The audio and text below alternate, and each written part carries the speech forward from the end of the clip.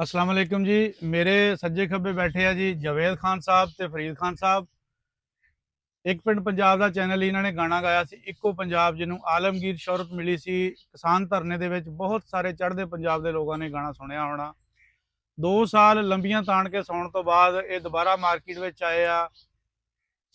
की वजह बनी सी कि 2 साल ये मार्केट तो आउट रहे आ, हुण एक किहड़ा गाना लैके मार्केट दोबारा इन होए आ। ये सारिया गल्लां बातां आपां इन्हां कोल पुछणियां आ और वो गाना भी तुहाडे रूबरू करांगे जिहड़ा इन्हां ने गाना आ। शहर तेरा छड़ के चले आ, शहर तेरा छड़ के चले आ, तू खुश रह कलिया ही सजना, मैं हुण मुड़ के नहीं आउणा।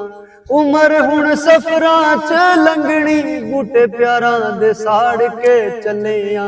शहर तेरा छड़ के चले आ, शहर तेरा छड़ के चले आ। अल्लाह वे अल्लाह वे अल्लाह वे अल्लाह वे, ओ गल्लां बैठ बैठ जिथे करदे सी ओ वड वड खांदियां थावां ने, धुप्पां वांग चुभदियां रहिंदियां ओ पिपणा वालियां छावां ने। नी तू वादे जड़े कीते सी हुण क्यों भुल गई है, हीरे वर्गा यार तू छड़ के क्यों गैरां ते डुल गई है। तेरे बिन जीना ही छड़ता हुण बस रह गए कलिया। शहर तेरा छड़ के चले आ, शहर तेरा छड़ के चले। क्या बात, क्या बात। बहुत वधिया गाया जी फरीद साहब, तुसीं मोती परोते आ। ते ये दसो भी इन्ना लंबा वक्फा क्यों पाया? नासिर भाई ਉਹ ਫਿਰ ਨਾ ਕਰੋਨਾ ਆ ਗਿਆ ਸੀ ਤੁਹਾਨੂੰ ਪਤਾ, ਤੇ ਉਹਦੀ ਵਜ੍ਹਾ ਤੋਂ ਫਿਰ ਪਾਕਿਸਤਾਨ ਦੇ ਵਿੱਚ ਮਿਊਜ਼ਿਕ ਦੀਆਂ ਇਦਾਂ ਦੀਆਂ ਐਕਟੀਵਿਟੀਆਂ ਜਿਹੜੀਆਂ ਸਾਰੀਆਂ ਬੰਦ ਹੋ ਗਈਆਂ ਸੀਗੀਆਂ। ਉਹਦਾ ਕਰਕੇ ਫਿਰ ਫਰੀਦ ਦੁਬਈ ਚਲਿਆ ਗਿਆ ਸੀਗਾ। हाँ, दुबई भी चले। ਹਾਂਜੀ, ਤੇ ਫਿਰ 2 ਸਾਲ ਬਾਅਦ ਵਾਪਸ ਆਇਆ। ਪਰ ਮੈਂ ਇੱਥੇ ਸੀਗਾ, ਮੈਂ ਬਾਅਦ ਚ ਵੀ ਗਾਣੇ ਬਣਾਉਂਦਾ ਰਿਹਾ ਸੀਗਾ, ਲਿਖਦਾ ਰਿਹਾ ਸੀਗਾ। स्टॉक जमा करते ਹਾਂ, ਸਟਾਕ ਜਮ੍ਹਾਂ ਕੀਤਾ ਸੀ, ਬਹੁਤ ਮਿਹਨਤ ਕੀਤੀ ਸੀ, ਪਹਿਲੇ ਤੋਂ ਵੀ ਜ਼ਿਆਦਾ ਮਿਹਨਤ ਕੀਤੀ। ਫਿਰ ਇਹਦੇ ਵੇਟ ਸੀਗਾ ਕਿ ਦੁਬਾਰਾ ਆਊਗਾ ਤੇ ਫਿਰ ਕਮ ਬੈਕ ਕਰਾਂਗੇ। ਤੇ ਹੁਣ ਇਹ ਗਾਣਾ ਬਣਾਇਆ ਵਾ ਸ਼ਹਿਰ ਤੇਰਾ छड़ के चले। ਹਾਂਜੀ। सच्ची मुची छड़ के चले या गाना ही बनाया? ਬਸ ਗਾਣੇ ਦੀ ਇੱਕ ਫੀਲਿੰਗ ਸੀ, ਮੈਂ ਗਾਣਾ ਲਿਖਿਆ ਸੀ ਤੇ ਮੈਨੂੰ ਸਭ ਤੋਂ ਚੰਗਾ ਇਹ ਲੱਗਿਆ ਆਪਣਾ। ਬਾਕੀ नहीं, किसी ना किसी वजह से वो थोड़ी बहुत हकीकत भी होंगी आ भी शहर तेरा छड़ के चले हैं, किते दुख कोई सट कोई जख्मी दिल वाला प्रोग्राम। ਨਹੀਂ, ਇਦਾਂ ਦਾ ਤਾਂ ਕੋਈ ਨਹੀਂ ਸੀਗਾ ਆਪਣੀ ਲਾਈਫ ਦੇ ਵਿੱਚ ਤੇ। ਪਰ ਇੱਕ ਦਿਨ ਵੈਸੇ ਇੱਕ ਲਾਈਨ ਮੇਰੇ ਮਾਈਂਡ ਵਿੱਚ ਆਈ ਸੀ, ਇਹ ਸ਼ਹਿਰ ਤੇਰਾ ਛੱਡ ਕੇ ਚੱਲੇ ਆ, ਤੇ ਮੈਨੂੰ ਬੜੀ ਉਹ ਚੰਗੀ ਲੱਗੀ। ਇੱਕ ਹਟ ਕੇ ਸੀਗੀ ਦੂਜੇ ਗਾਣਿਆਂ ਨਾਲੋਂ, ਤੇ ਫਿਰ ਮੈਂ ਇਤੋਂ ਗਾਣਾ ਬਣਾਇਆ ਤੇ ਫਿਰ ਸਾਰਾ ਗਾਣਾ ਬਹੁਤ ਚੰਗਾ ਲਿਖਿਆ ਗਿਆ। ਤੇ ਬਾਕੀ ਗਾਣੇ ਵੀ ਬਣਾਏ ਪਏ ਆ, 4-5 ਗਾਣੇ ਸਾਡੇ ਆ ਰਹੇ ਥੋੜੇ ਦਿਨਾਂ ਤੱਕ, ਹੋਰ ਵੀ ਮਾਰਕੀਟ ਚ ਆ ਰਿਹਾ। ਪਰ ਅਸੀਂ ਕਮ ਬੈਕ ਕਰਨਾ ਚਾਹੁੰਦੇ ਸੀ ਇੰਨੇ ਟਾਈਮ ਤੋਂ ਬਾਅਦ। ਪੁਲਿਸ ਸਾਨੂੰ मेरा ख्याल है कि सोहना कम बैक होगा गाना तुहाडा, बहुत वधिया। उम्मीद करते हैं भी हिट होगा। ਹਾਂ, ਉਮੀਦ ਬਹੁਤ ਆ ਇਸ ਦਫਾ।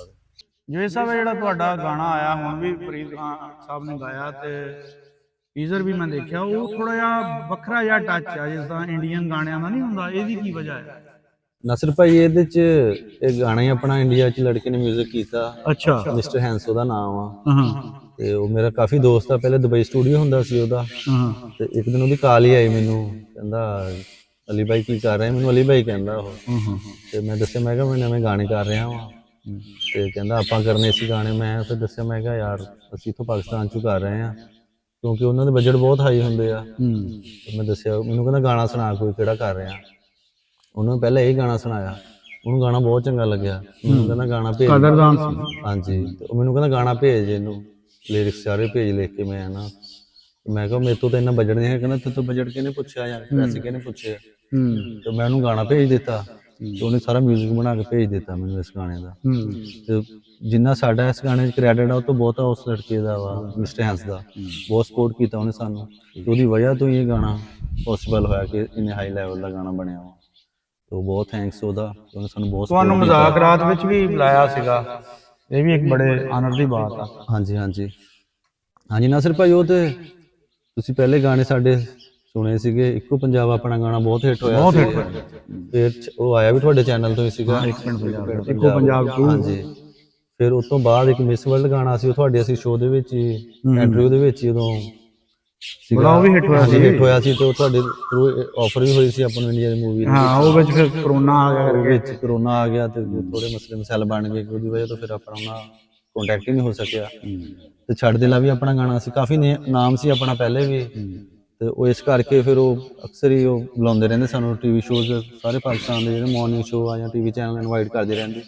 ਇੱਦਾਂ ਇੱਕ ਦੋਸਤ ਸੀਗਾ ਸਾਡਾ ਉੱਥੇ ਬਜ਼ਾਗਰਾਤ ਦੇ ਵਿੱਚ, ਤੇ ਉਹਨੇ ਸਾਨੂੰ ਇਨਵਾਈਟ ਕੀਤਾ ਸੀ ਕਿ ਤੁਹਾਡਾ ਟੈਲੈਂਟ ਬਹੁਤ ਆ, ਕਿ ਤੁਸੀਂ ਉੱਥੇ ਆਓ ਤੇ ਤੁਹਾਨੂੰ ਅਪਰਚੂਨਿਟੀ ਦਈਏ ਕਿ ਤੁਸੀਂ ਲੋਕਾਂ ਤੱਕ ਪਹੁੰਚ ਸਕੋ।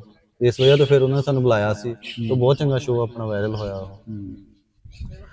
ਇਹ ਜਿਹੜਾ ਸਫ਼ਰ ਹੈ ਮਿਊਜ਼ਿਕ ਦਾ ਤੁਹਾਡਾ, ਇਹਦੇ ਵਿੱਚ ਕੀ ਖਟਿਆ, ਕੀ ਗਵਾਇਆ ਹੁਣ ਤੱਕ?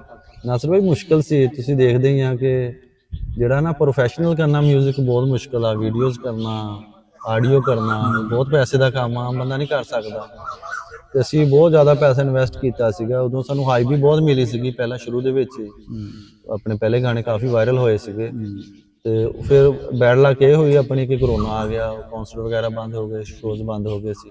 ਉਹਦੀ ਵਜ੍ਹਾ ਤੋਂ ਫਿਰ ਸਾਨੂੰ ਉਸ ਕਰੋਨੇ ਦਾ ਇਹ ਰਿਜ਼ਲਟ ਨਿਕਲਿਆ ਆ ਕਿ ਜਿਹੜੇ ਇਸ ਤਰ੍ਹਾਂ ਕਹਿੰਦੇ ਨਾ ਅਹਮਕਾਂ ਦੀ ਸਦੀ ਆ, ਹਾਂਜੀ, ਕਿ ਜਿਹੜੇ ਖੁੱਦੂ ਫੜਕ ਬੰਦੇ ਆ ਉਹ ਕਿੰਨਾ ਵਾਇਰਲ ਹੋ ਗਏ ਆ, ਤੇ ਜਿਹੜੇ ਟੈਲੈਂਟਡ ਬੰਦੇ ਆ, ਸਹੀ ਕੰਮ ਕਰਨ ਵਾਲੇ ਆ, ਕਰੋਨੇ ਨੇ ਉਹ ਪਿੱਛੇ ਸੁੱਟ ਦਿੱਤੇ ਆ।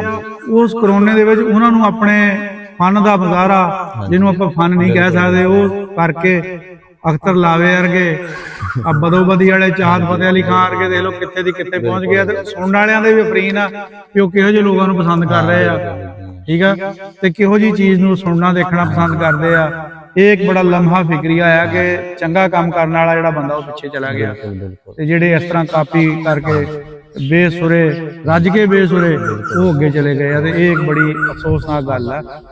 ਫਰੀਦ ਸਾਹਿਬ, ਤੁਸੀਂ ਇਸ ਬਾਰੇ ਕੀ ਕਹਿਣਾ ਚਾਹੋਗੇ? ਮੈਂ ਤਾਂ ਇਹ ਕਹਾਂਗਾ ਕਿ ਅੱਜ ਗਾਣਾ ਆ ਰਿਹਾ ਵਾ ਆਪਣਾ 4 ਵਜੇ, ਤੇ ਪਹਿਲਾਂ ਵੀ ਤੁਸੀਂ ਸੁਣਿਆ ਸੀ ਇੱਕੋ ਪਿੰਡ ਪੰਜਾਬ ਦਾ ਚੈਨਲ ਤੇ ਆਪਣੇ ਗਾਣਾ ਇੱਕੋ ਪੰਜਾਬ, ਜਿਹਨੂੰ ਕਿ ਚੜ੍ਹਦੇ ਪੰਜਾਬ ਚ, ਲਹਿੰਦੇ ਪੰਜਾਬ ਚ ਬੜੀ ਮਕਬੂਲ ਐਮਕੇ ਝਮਟ ਸਾਹਿਬ ਨੇ ਲਿਖਿਆ ਸੀ, ਚੜ੍ਹਦੇ ਪੰਜਾਬ ਦੇ ਬੰਦੇ ਨੇ ਲਿਖਿਆ। ਜੀ ਜੀ ਬਿਲਕੁਲ, ਤੇ ਉਹਨੂੰ ਬੜੀ ਪਿਆਰ ਤੇ ਮੁਹੱਬਤ ਮਿਲਿਆ ਉਧਰੋਂ ਵੀ, ਤੇ ਅਸੀਂ ਚਾਹੁੰਦੇ ਕਿ ਹੁਣ ਵੀ ਸਾਡਾ ਗਾਣਾ ਆ ਰਿਹਾ ਤੇ ਸਾਰੇ ਵੀਰ ਨੂੰ ਉਦੋਂ ਹੀ ਪਿਆਰ ਤੇ ਮੁਹੱਬਤ ਦੇਣ। ਤੇ ਬਹੁਤ ਵਧੀਆ ਗਾਣਾ ਵਾ, ਲਿਰਿਕਸ, ਵੀਡੀਓ ਸਾਰੇ ਤੁਸੀਂ ਸੁਣੋਗੇ, ਇਨਸ਼ਾਅੱਲਾ ਤੁਹਾਨੂੰ ਪਸੰਦ ਆਏਗਾ। ਅੱਜ ਹਫਤਾ ਸ਼ਾਮ ਨੂੰ 4 ਵਜੇ ਗਾਣਾ ਰਿਲੀਜ਼, ਗਾਣਾ ਜਿਹੜਾ ਆਨ 에ਅਰ ਹੋ ਗਿਆ। ਹਾਂਜੀ, ਸ਼ਹਿਰ ਤੇਰਾ ਛੱਡ ਕੇ ਚੱਲ, ਸ਼ਹਿਰ ਛੱਡ ਕੇ ਜਾਣ ਨਹੀਂ ਦੇਣਾ ਜੀ ਅਸੀਂ ਇਹਨਾਂ ਨੂੰ। ਗਾਣਾ ਬਜਾ ਕੇ ਇਹਨਾਂ ਨੇ ਗਾ ਲਿਆ, ਤੇ ਬਾਕੀ ਗਾਣੇ ਦਾ ਲਿੰਕ ਜਿਹੜਾ ਅਸੀਂ ਬਾਇਓ ਵਿੱਚ ਲਾ ਦੇਣਾ ਜੀ, ਉੱਥੋਂ ਤੁਸੀਂ ਉਹਨੂੰ ਓਪਨ ਕਰਕੇ ਗਾਣੇ ਤੱਕ ਪਹੁੰਚ ਸਕਦੇ ਹਾਂ ਜੀ। ਬਾਕੀ ਉਮੀਦ ਕਰਦੇ ਹਾਂ ਕਿ ਤੁਸੀਂ ਜਿਸ ਤਰ੍ਹਾਂ ਇੱਕੋ ਪੰਜਾਬ ਇਹਨਾਂ ਦਾ ਗਾਣਾ ਹਿੱਟ ਹੋਇਆ ਸੀ, ਚੜ੍ਹਦੇ ਪੰਜਾਬ 'ਚ, ਲਹਿੰਦੇ ਪੰਜਾਬ 'ਚ, ਇਸੇ ਤਰ੍ਹਾਂ ਹੀ ਸਾਡੇ ਵੀਰਾਂ ਨੂੰ ਇਸ ਗਾਣੇ ਨੂੰ ਵੀ ਜਿਹੜੀ ਇਹੀ ਸ਼ੋਹਰਤ ਮਿਲੇਗੀ। ਤੇ ਇਹ ਗਾਣੇ ਨੂੰ ਤੁਸੀਂ ਰੱਜ ਕੇ ਲਾਈਕ, ਸ਼ੇਅਰ ਕਰਨਾ, ਕਮੈਂਟ ਕਰਨੇ ਆ, ਦੋਸਤਾਂ ਤੱਕ ਅੱਗੇ ਭੇਜਣਾ ਆ, ਇਹ ਤੁਹਾਡੀ ਜ਼ਿੰਮੇਵਾਰੀ ਹੈ ਜੀ। ਇਨਸ਼ਾਅੱਲਾ ਜੀ ਫੇਰ ਕੋਈ ਹੋਰ ਪ੍ਰੋਗਰਾਮ ਲੈ ਕੇ ਤੁਹਾਡੀ ਖਿਦਮਤ ਚ ਆਵਾਂਗੇ। ਰੱਬ ਰਾਖਾ।